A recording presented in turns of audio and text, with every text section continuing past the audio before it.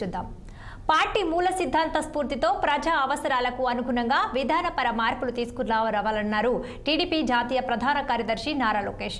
ఇందుకోసం 6 శాసనాలను తాను ప్రతిపాదిస్తున్నానని తెలిపారు.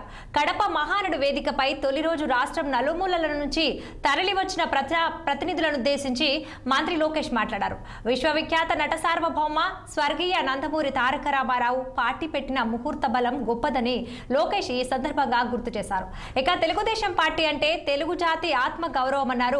అన్నదాతలకు అండగా కార్మికుల కష్టాలు తీర్చేందుకు పార్టీ ఏర్పడిందన్న ఆయన అధినేత చంద్రబాబు గారి దగ్గర నుండి కార్యకర్తల వరకు అందరం ఏదో ఒక రూపంలో ప్రజలకు సేవ చేస్తూనే ఉన్నామన్నారు.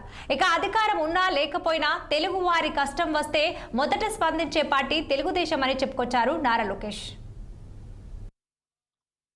మత ప్రాంత ఎజెండాతో అనేక పార్టీలు పుట్టినాయి, కానీ తెలుగు జాతి కోసం పుట్టిన ఏకైక పార్టీ మన పార్టీ తెలుగుదేశం పార్టీ. 43 ఏళ్ల ప్రయాణంలో ఎన్నో విజయాలు చూసాం. మనకు ప్రతిపక్షం కొత్త కాదు, మనకి అధికారం కూడా కొత్త కాదు.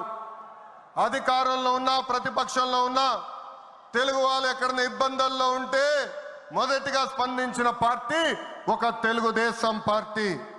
సమాజమే దేవాలయం, ప్రజలే దేవుళ్ళన్న అన్నారు అన్న ఎన్టీఆర్. మన అధినేత చంద్రబాబు గారు దగ్గర నుంచి కార్యకర్తల వరకు అందరం ఏదో ఒక రూపంలో ప్రజలకి సేవలు చేసుకుంటూ వచ్చాం. మారుతున్న కాలానికి తగ్గట్టుగా పార్టీ కూడా అడుగులు వేయాలి. ఎప్పటికప్పుడు పార్టీలో చర్చ జరగాలి, ప్రజలకు మరింత దగ్గర అవ్వాలి.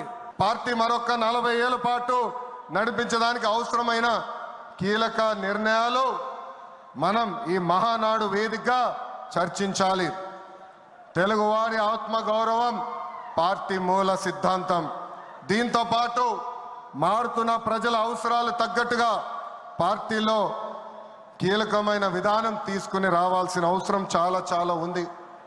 కాలం మారుతున్నాయి, ప్రజల అవసరాలు మారుతున్నాయి, వాళ్ళ ఆలోచనల విధంగా మనం నడవాల్సిన అవసరం ఉంది.